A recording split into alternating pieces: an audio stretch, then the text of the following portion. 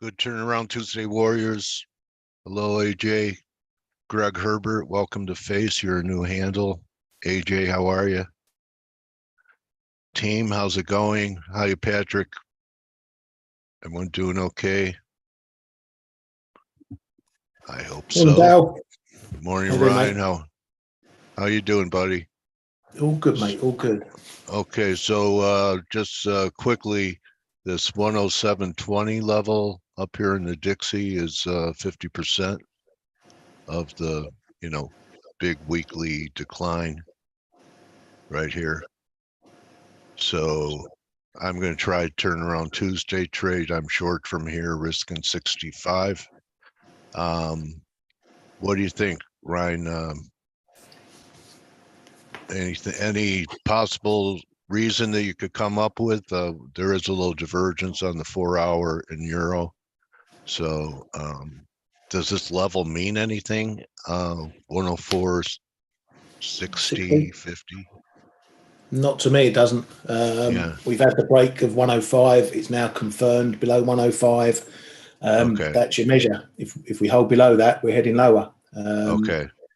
But you've got to take the, we're talking about on the flow show, people want to catch the knives, don't they? What you want to look at is that 104.60, there's something there. Whatever it is, if we test that again and hold it, then longs have a bit of conviction to have a go. But, you don't want to be buying 104.60 with 100 pip stop looking for 109. Okay. That's not the trade. You All want to right, look. so, yeah. Get in there. You need more, more action, like retests of a level at least once, to say that it means something. Okay. Over a longer period of time. Yeah. So you've got that low in 60s. If you want to try catching the knife there, you do it with a 10, 15 pip stop.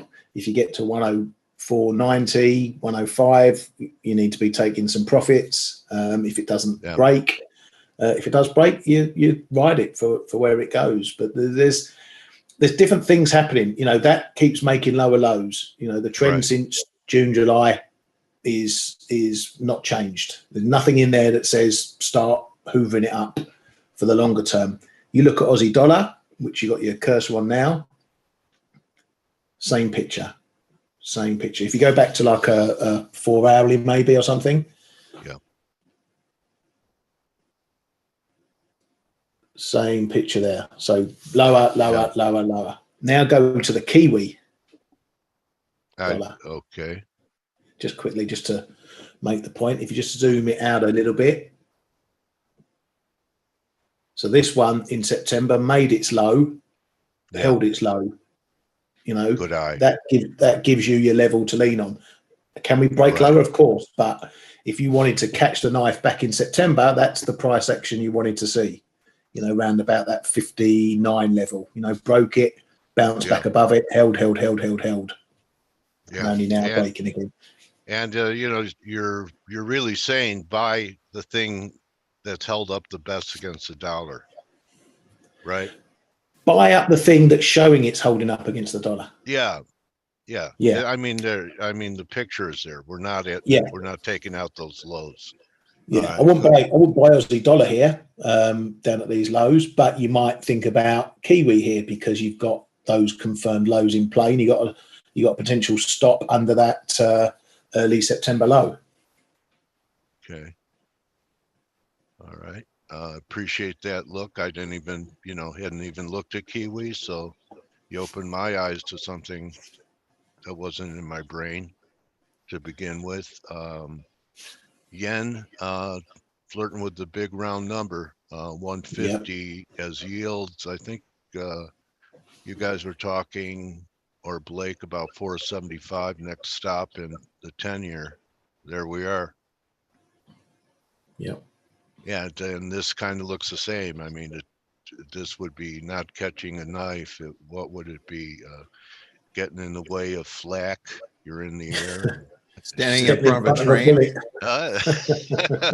Because it's not falling, it's going the other. What's the opposite of catching knives? Because I already do catch knives. I need to know what I do when I'm top picking.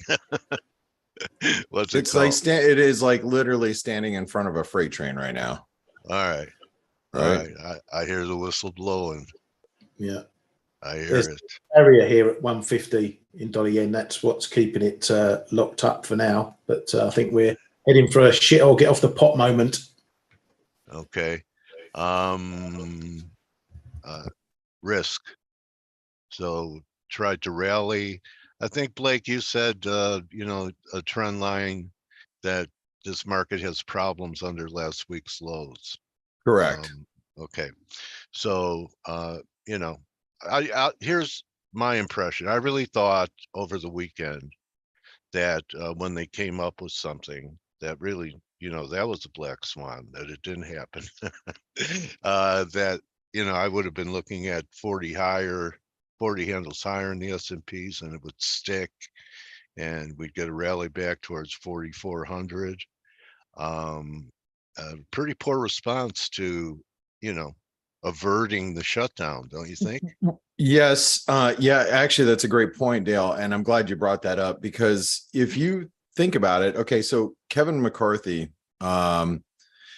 really, I didn't expect him, to be honest. I did not expect him to come through with some sort of, you know, the stopgap funding bill. I thought he was going to be the guy that was going to, you know, really just take this to the take this to the very end. And instead, we're going to have a new speaker, the one that's going to be in probably even a more extreme Republican speaker, more than likely. You know, so you know, whoever ends up getting the nod. Now, remember that you have to have like votes from, you know, both Democrats and Republicans. But if you just removed Kevin McCarthy, there's a good chance that you know, because this is a big push from the extreme, you know, Republican side. So there's a good chance we're gonna get a more extreme speaker, and that means that we're gonna have a problem 45 days from now of really passing anything. So yeah, good point. Yeah, it's like I think the market kind of looks past what happened this weekend so and says, instead of ruining Halloween, these guys are going to ruin Christmas. they're going to ruin Thanksgiving. Yeah. So anyway, I just yeah, wanted because I think it's November. What would put us? November 15th, November 17th, something like that. Yeah. Right. Thanksgiving, the Bears feast on Thanksgiving makes me think of.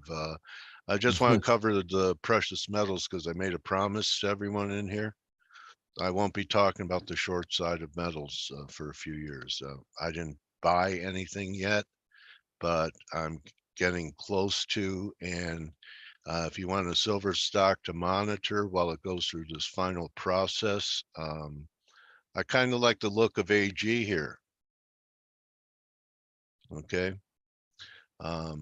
Used to be a bellwether.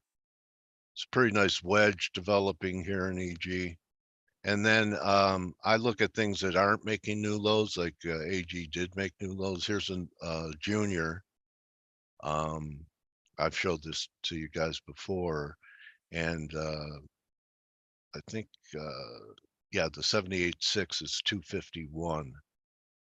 So see how that's held that SEP low, where some of them have taken them out. Even the ETF has taken it out. So, or it's right there. So that's my stand. I'm going to also add to physical here in silver. So, you know, I have lots of 1 ounce rounds to buy bread with. And that's it. So, you know, close enough for government work. I had a count of 2040, went to 60. Blake had that harmonic pattern at 2040, went to 2060. And that was a pretty contrarian call from where we were just, you know, 2 weeks ago. So that's it. I won't be talking about the short side of silver or gold for, you know, a couple of years. It's pretty amazing how fast we got there, right? I mean, it's yeah, it is. The move lower in silver has been quite, and gold too, has been pretty aggressive. So yeah, so you know, actually, what you know, we're holding here, we're holding the a weekly moving average, which is where it actually went to. See that? Ooh, That's a 200 week. wow. So we could have a bounce. I don't know if Somewhere it's within gonna, the vicinity, right? yeah, but we could also still trade 1800, 1780. So I think after a break like this, you could have bounces, but it's going to have to do some work. I think for at least a few weeks for some accumulation to start taking place. I don't think it's just going to take off like a rocket. Although there are a lot of shorts that would have to cover quickly. Anyway, that's it for the metals. And then copper is really confusing market because it looked like it was negating the breakdown last week, and now it is breaking down. Yeah, well, it is at the I have it at the bottom of a range, and so it's it's Okay. really on the verge. Let's but see, your charts are better. Let's see yeah, yours. I'll show you real quick. Let's get over there. And did you go ahead? Okay, here is, oh, speaking of which, U.S. House Speaker McCarthy, he does expect to keep leadership role, CNBC. Famous last words. We'll see. Yeah. Anyway, there's the here's the bottom of my range. Okay. We kind of looking at it as more of a range at the moment, because remember, we've been on both sides on a false breakout, so I kind of just extended it to a range just to be you know, I want to be confident that we're breaking higher or lower. There's another thing too. If you look at volatility, volatility hasn't broken out either, and that's you would think that the VIX would be well above 20 right now with the markets as bearish as they are, but look at this is the bearish consolidation I'm talking about, Dale. It is a just like a triangle. We're at triangle support. Yeah. So hope that made sense. Hey, I got to show you guys something. Ryan's here. Kman, are you here? Check. Yep. Yes, Hey. Hey. All right, good. I want to show you guys something real quick. We had a conversation going on, and this is a good conversation. I think this is this is where you start looking at markets and you're like, what's right, what's wrong? And remember, there is, when you're looking at technical analysis, Kman and I were just discussing, it's more of an art. There isn't a unless you're talking about like drawing Fibonacci's, there is a right and wrong. But when you're, especially trend lines are very, you know, I adjust them all the time. I mean, that's just kind of part of what we do. And by the way, this is that chart, Dale, that silver move. Yeah. Right. We were discussing that this morning, and how close it came to that extension and that harmonic that we drew out. So I want to show you this conversation and just so you guys can see, these are from this morning, right? Like you can see, this is where I got up this morning, and I mean, there's so much conversations going on here and different conversations. And this is how you get to like the side conversations. Let me just get over to the chart though that we were discussing. That wasn't it. We were talking about, this is it here. Oh no, that wasn't that. There was a different. It's on the Kman's reply. Was it? Where is it? Yeah, scroll down the main page. This is a lesson how to use the chat room properly, folks. Up a bit. No, up a bit. Not that one. No, not that one. All right. I'm sorry. Where I got to figure out where I'm at. Because we were Oh, having so you missed many it. conversations going on. Wherever it is. Too fast. Up a little bit. There we go. You missed it again. Below. Next one down. There we go. Right here. Yeah, that's right. It was on Kman's conversation. That's correct. So we were having this. Give you a tutorial on how to use a chat room later, mate. Thank you. I was having so many conversations over the last hour. I kind of got lost where I was at. Anyway, this is the conversation we're having about the dollar CAD, right? And if you look at the dollar CAD, and I want to show you guys a couple of things. So Kman was like, Kman, you can tell me where your trend line was, but if you connect that very spike high right there to that high right there, it drops you right at 137, right? And so now we're in breakout territory, right? If you do that, we are in breakout territory. Correct? So if you look at the lower trend line, this one right here, I actually took that lower trend line, and since that one proved to me, and not just to me, to all of us, right? It proved to all of us that that was a significant level based on history. Then you take that trend line and you kind of draw it across the tops here. And the way I connected is just to that one, because if you could go to this one, and that means we could go to all the way to the 127% extension. But I'm like, well, first stop's going to be at least to this one. Then, maybe if we get really lucky, it's going to go up to here. But I was looking at that, and then I just had a comment to Ryan. I'm like, the difference, the reason why I do that is history already showed us that how important this trend line is going to be. And if you drew it just across the tops, you could get suckered in to a long dollar CAD above resistance, closes out all the shorts, everybody gets stopped out, right? Oh, it's gone about, finally broke out. So it breaks out, and then it reaches for the trend line that's already been proven as important, and then ends up reversing and giving people a false breakout. So I use it. I use these trend lines in different ways, and we all do them in different ways. I like to think about it from a, like in a chess match, well, if you're going to move your queen here, I'm going to move my rook here, and these pawns here, that's all it is. It's just trying to think, anticipating, like, oh, look, everybody's going to get stopped out. The crude move, everybody thinks that's over. So they're going to start selling CAD. The dollar's, rip roaring and risk aversion. You're going to hit the upper trend line and stopping out everybody. And then you can look for a reversal from there. But again, that's just how I do it. And it doesn't mean but that's the thing. wrong. That's subjective. It's not objective. Correct. People take the two tops, and then you get the line at 137. It says valid. Because your two tops have been done before your two bottoms have been done. Yeah, but since we have 3 touches down here. Not really. It's not exact.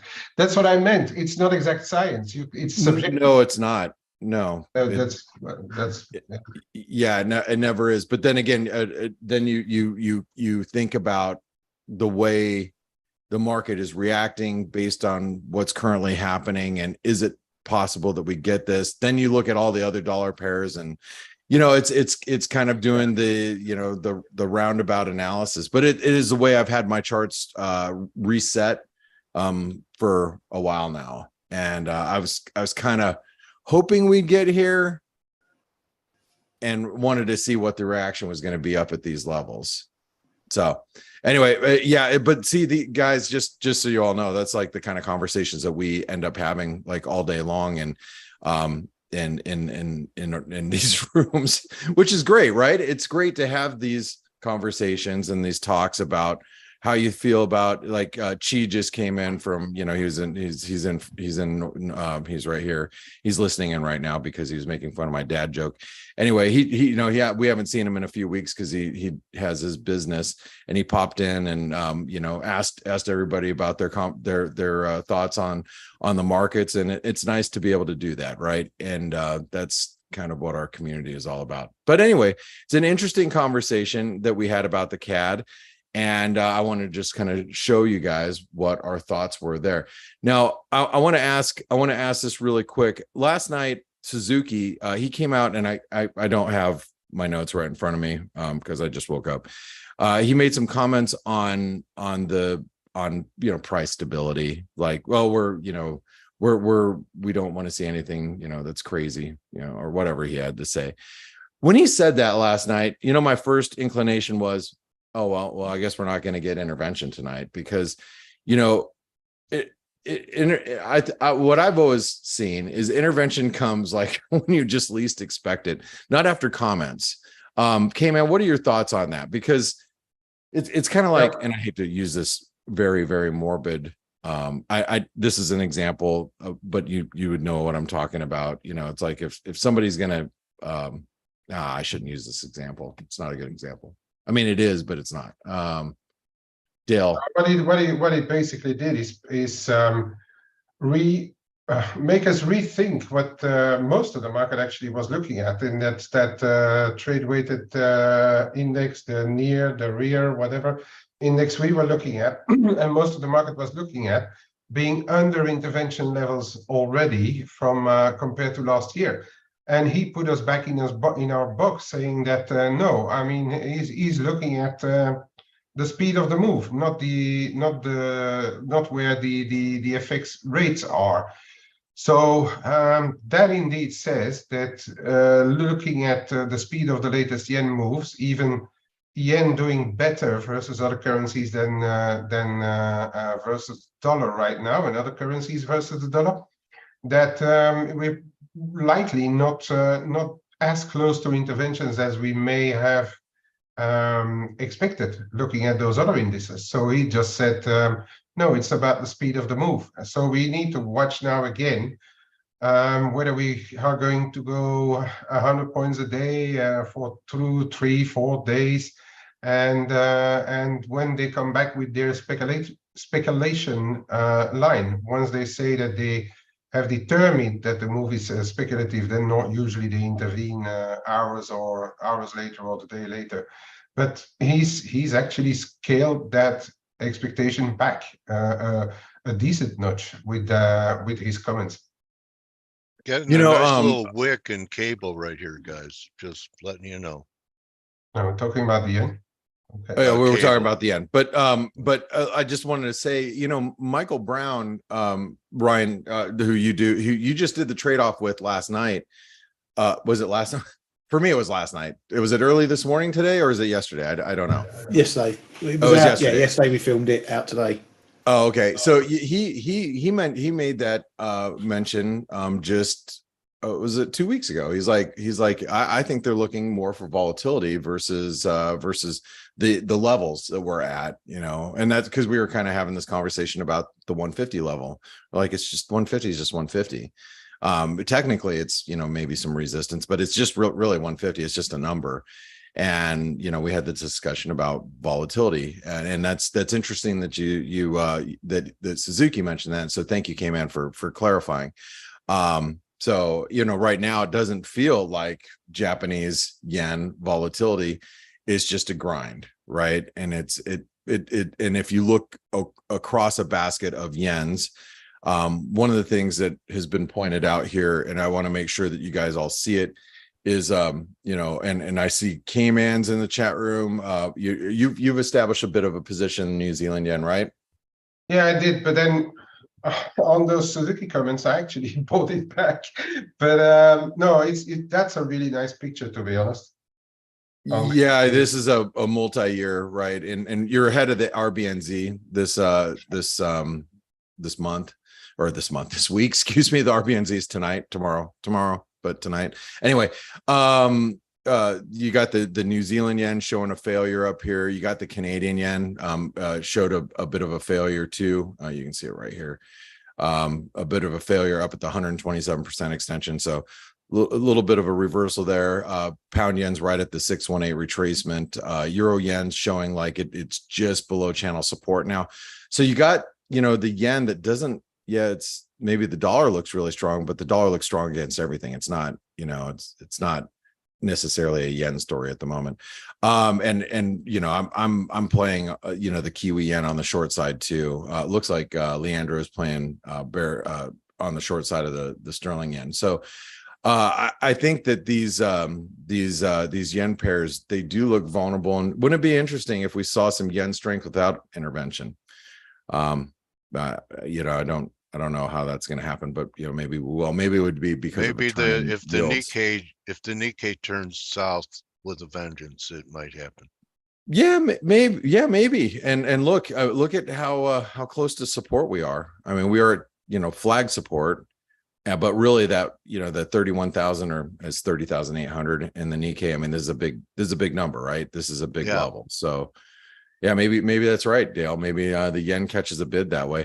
Tony asked, what my analysis is on the S&P and the NASDAQ. Pretty easy. We can't take out last week's lows. If we take out last week's lows, then we're going probably a lot lower, because if you look at the S&P, the whole move here, and this is the E-mini futures, right? You know, you got the 200-day moving average, the 38% retracement. You know, you already have a trend line that's like, oops, I just dropped something. Sorry. It's like a three-legged stool, right? You know, you knock out the trend line here, one of your legs just is gone.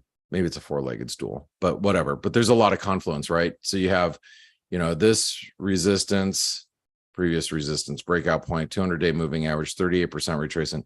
You knock out the trend line, it's like you knocked out one leg in the stool. And I think if we start getting much below that, every leg's going to get taken out.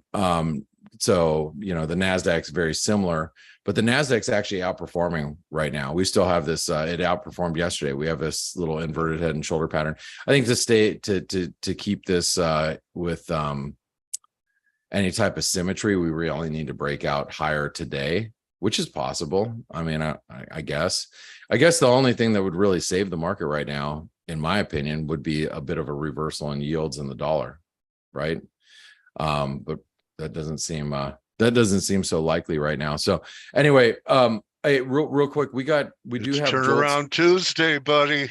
It might be turnaround Tuesday, Dale. Oh, it is, Ryan, but the markets don't have to be. What's that? It is turnaround Tuesday. The markets don't always cooperate. Yeah, they do not. That's correct. That's correct. We do have jolts today. But Ryan, what's on your radar today? That hot on your radar? Front burner, not back burner. This bloody dollar yen at 150. So are you fading it here? You long? What's your positioning here? I'm still long from 147s. I was tempted when we got up here. I was tempted because of all the trade weighted stuff that we were watching to be a bit careful with this. But now that's been removed. I've got some buy stops through the level. This is a big old barrier defense we're seeing here. Look at that glaring divergence there. And if it goes, I think it could be a bit of a flyer. Well, two things will happen. It'll either fly and we'll be at 151 in a flash, or we'll knock out the barrier, knock out some stops, and then we'll drop all the way back to 149. Okay. All right. All right. Well, it's definitely on your radar. Okay. Kman, what's front burner for you? For me, it's the 4 panels of job reports that will come out, which is should be painting a pretty decent picture of what the dollar is going to do. Starts today with jobs, then we get ADP, then we get the claims, and then we have the cherry on the pie with NFP. So this week for me is very, very important on the jobs front in the US, and that could really impact a lot of things, really. All right, very good. Any particular? And by the way, just so as everybody knows, ADP we will cover live tomorrow morning right here on the show. So we'll see you guys there for the reaction. But any particular currency you got your eye on? This 104.60-80 zone in euro dollar is relatively important, I'd say. And then, of course, yeah, dollar yen, whether it pushes through or not. I've unhedged a little of my. I was fully hedged on my call, 148.5 call, and I have unhedged a little bit because of this Suzuki comment and looking at those US yields still creeping higher. But what else? I think the Kiwi could get interesting after the RBNZ tomorrow as well. We are turning around a pretty important level here, so I think it's that's going to be an interesting one to watch.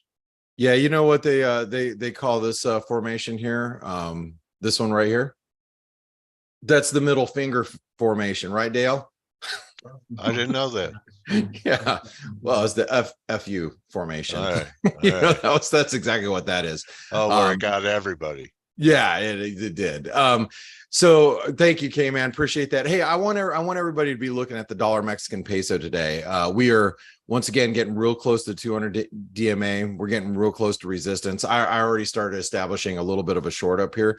As long as we stay below the 200 DMA, we start getting above that. The next thing you know, we're going to be trading up towards 1850, 19, and then that's going to also signal something else too. If the Mex is getting crushed, and we start getting above that 200-day moving average, I don't think you want to be long risk. I mean, you don't want to be long stocks. You don't want to be long crude. You don't want to be long anything. And speaking of crude, crude is threatening. We get much below $88. We should probably trade down to 85, just which is kind of like the bull bear line, if you will, in crude. We did the horseshoes and hand grenades close enough for government work. Bull flag pennant completed. We break below the support. We should revisit this $74, $75 level. Yeah, that won't help risk either, Blake. The oil shares have been one of the strongest groups. It's been the trade, and wasn't it you who brought up last week in our meeting that Paulie says, "Find me an energy bear, find me an oil bear." Can't find one. But it could help risk, and here's why, Dale. It has been the Achilles heel in risk as it has been going higher. So if it eases off to the mid 80s, to the lower 80s, maybe that does help stocks a little bit. I'm not sure how to use it as a risk gauge. I think it's up in the air and questionable right now. So anyway, right. Hey, I know you have an interview right now. I think you have Giles here, right? Yeah, it's been a long time. Giles, it has been a long time. Giles, how are you? I'm good, Blake. Good to be here. All right. Well, Giles, you're always a chipper guy and a great analyst as well. So you guys stick around. I want to say thanks to Kman. Thanks, Ryan. If you guys don't listen to the Flow Show every day, if you're up in European hours, you should be trading with those guys every single day. Dale, thank you very much, and I'll pass you over to Giles. All right, thank you, team. Thank you, Kman, Ryan. Cheers, mate. Blake, and before you guys know, I have something to share. It's with the greatest pride that I'd like to announce today how humble I've become. All right. Anyway, now that we got that out of the way. You got to stay humble so you don't fumble, buddy. Yeah, call me Butterfingers, buddy. All right, so Giles Coughlin is back with us, and Giles always has, some great stuff to talk about. He's an excellent technician.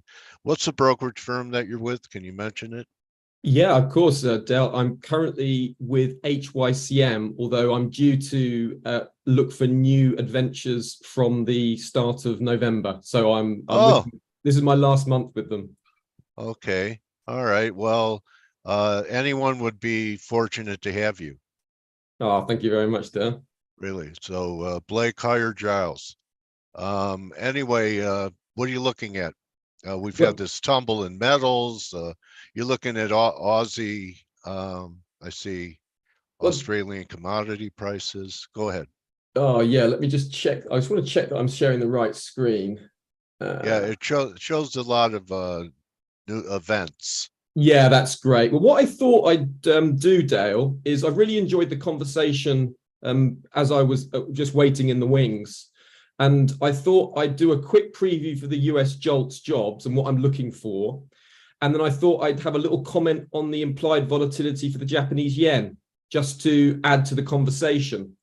So I noticed that comment from Suzuki overnight about looking at volatility, whether he intervenes in the FX markets. Yes. And that for me just took away, a lot of analysts have been talking about 150 being the line in the sand. And I just can't see that happening now. And I've got on the charts the volatility for the Japanese yen, the 1 month implied volatility. And you can just see it's moving higher, but its volatility is still quite low if you compare it to, say, this time last year. So this time last year is around this area. around the sort of 12, 13s. And at the moment, we're about 9.2 in terms of applied volatility. So it's moving higher, but it's still relatively low. So that gives me some, confidence that the Bank of Japan, they're not looking hurried. And also in their summary of opinions out, a few days ago, they didn't seem to show any sign of major concern about intervention. And they were talking about January or March 2024 as the time they would know whether they're going to reach their 2% target. Okay, are you supposed to be showing, or did you intend to show a volatility chart? Yeah, I did, and it didn't work. Let me just do a new share. Okay. Here we go. So let me ask you this. I'll take the other side of the coin. Could all of this also be about complacency? Yeah, it could be for sure. And I think you can never underestimate the activity or the inactivity of a central bank. So you have to be extremely cautious with it. And I did notice that one of the respondents was using a call long in the dollar yen options, which is a very good way to deal with volatility. By using an option, you are limiting your downside from the very get-go. So yeah, I would be very nervous about being short the yen, Dale, for exactly the reasons that you mentioned. But for me, if you start to put all these different pieces together, you feel that the dollar yen would more likely to be 152, 155 than 149 and 147. Okay. But Dale, I take your point as well, is the Bank of Japan has their own opinions, and politically they are under pressure to strengthen the yen, aren't they? It makes it difficult for their domestic market having such a weak yen, and a lot of importers are going to be feeling the pinch. So politically, there's pressure at home. At what point does that become too great? It's not an area I'm really up on, the internal domestic politics of importers in Japan, but I know it's an issue, but I don't know to what extent. Okay, I appreciate it. Anything that could be an exogenous event that would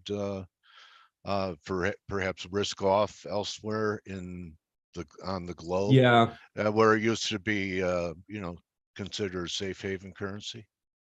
Yeah, so if there was a big slowdown in US economic data, obviously that would be the big driver of yen strength. And of course, that's what the Bank of Japan are hoping for, isn't it? They're sort of hoping for that turnaround. And looking at leading economic indicators for the US, they are pointing towards a recession for 2024, but the coincident economic indicators are saying that all's okay right now. So, at what point, or does the coincident economic index drop, or does it just keep pushing higher? And that's what, analysts are trying to understand, and everyone's got their own view, but I can't see a clear answer to that question. Maybe we get some new information on the NFP, Giles. What do you think? Aren't we due for some cooling in that report? Yeah, I mean, the jobs market is shorthand for inflation, isn't it, for the Fed? If they see jobs cooling, then that's deflationary, because as we know, employees are less able to demand higher wages, so that should cool prices throughout the economy. In that sort of, that leads nicely to this JOLTS job report that's coming up. So what I'd be looking for here today, you can see that the job openings, they're due to be at 8.8 million. So first of all, they are down from the prior of 8.8, and we are seeing job openings sort of moving lower generally. And the way analysts look at this is they think if there's less jobs available, it's the beginnings of a sign of a weaker jobs market, because less people are advertising for jobs. So it does give a good indication of the labor market.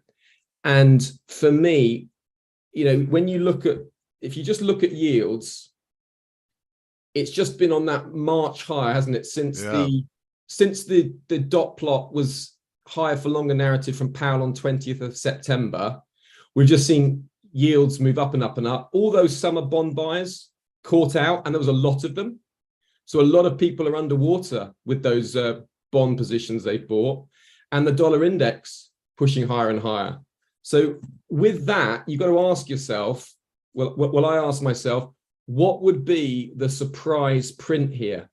Will it be a surprise if the jobs market is strong? No, because the jobs market being strong is really what gave Powell confidence to have the higher for longer narrative, because he said, didn't he, on September the 20th, with the GDP projected to be at 2.1%, rather than the 1% that was projected prior, that we feel the US economy can take these hikes.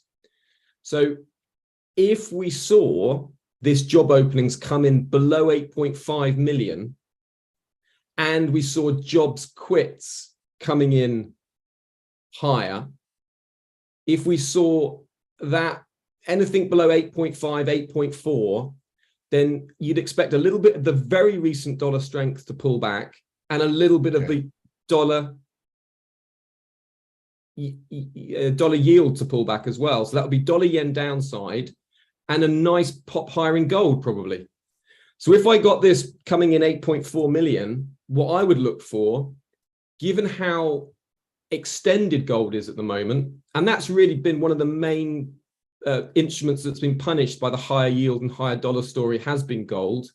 You can see, volatility picking up here nicely over those last few days. You can just see visually, that's pretty, that's like a flush. That's a pretty strong flush, isn't it, down to that next major weekly support level. So that would be very vulnerable to a retracement. And a weaker jobs market, I would easily expect gold to push back up towards that 1850, 1860 region. That would be a good target for intraday gold longs. If I saw, it would be contingent on the data, it would have to be a jobs openings coming in below 8.5 million. So that's what I'm sort of looking at for today, in a pretty data light calendar day, really. Okay. And anything happening, you have a view on the Aussie approaching recent lows? Any hope for some type of low in the Aussie coming up here? Yeah, I am seeing that. You look at the CFTC report for the Aussie, and what you can see is on a 12-month basis, the Australian dollar is well below its average mean. Its Z-score is 2.65, which basically translates to being very, very heavily sold. And when you look at the CFTC report, we see that Australian dollar shorts are at an extreme position. So what that tells me, Dale, is that the Australian dollar is extremely vulnerable now to any good news. And the obvious proxy for the Australian dollar, for the Chinese yuan, is the Australian dollar. So the most likely bump for the Australian dollar would come from a recovery in China. Okay. So I've been that's some that's analysts. kind of not what copper is saying here today. Yeah, now copper had a real big flush lower today, and that's what weighed on the Australian dollar today. You can see, copper's had that big flush into that support level. Oh, now it's reversing.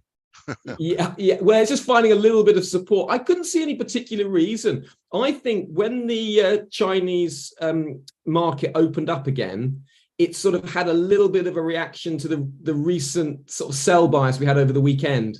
Had a big flush and sort of got it out the system. I couldn't see an obvious catalyst for that. And I know Evergrande jumped off its lows and sort of made a bit of a recovery, which is that property group in China. And a lot of analysts talk about the property crisis in China. So Dr. Copper needs a psychiatrist. Dr. Copper, because I think he's bipolar. Yeah, exactly. All right. Anyway, that's my diagnosis. And if you see, I've got an overlay of the China 50 chart here, so you can see how closely copper prices are linked to China's equity prices. So, and obviously with China being the biggest consumer of copper, if things are going well for China, things are going well for copper. So you could as equally put the Australian dollar index on this as well. And that will give you a good indication. So if China recovers, and I was reading some analysts from Goldman Sachs that were saying that economic activity is starting to pick up. They did a whole sort of paper on it, and they were sort of making more positive noises towards various economic activity indicators that they were referring to. So Aussie, if someone put a gun to my head and said you have to look for one currency to retrace, it would be Aussie dollar number 1 and the US dollar number 2. But it's the timing with the US dollar, because that's also stretched to the long side as well. Yeah. Okay, so any view on risk? The bulls are saying this was a healthy pause to refresh, and kind of just like an ABC 3-wave pattern into support, and that we're going to put in a low here and blow off to take off into the end of the year. You have a view on that? I've been thinking about this, Dale, and I find it extremely difficult to know whether this is going to be a near-term bottom for stocks or not. Now, I'll tell you my dilemma is when I look at it on the weekly chart, say the NASDAQ, you've got a near-term trend line broken. So technically that's favoring near-term sellers. I've got to see that level hold for bears to continue that move lower.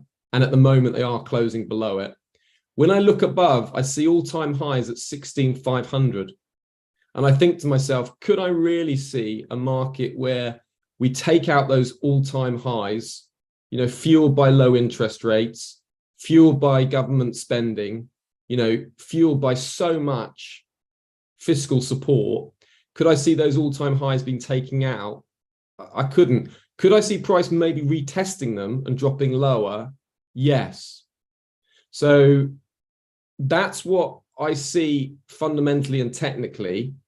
Then I look at the seasonals, and you see this such a compelling seasonal strength for the NASDAQ. If you just take, this is just representative, but if you look at all US stocks, and if you look at them, over the last sort of 25 years, from now until the end of the year, all US major indices have a strong bias to the upside. What's that date? The low of that? Now that's interesting. 8th of October. Okay.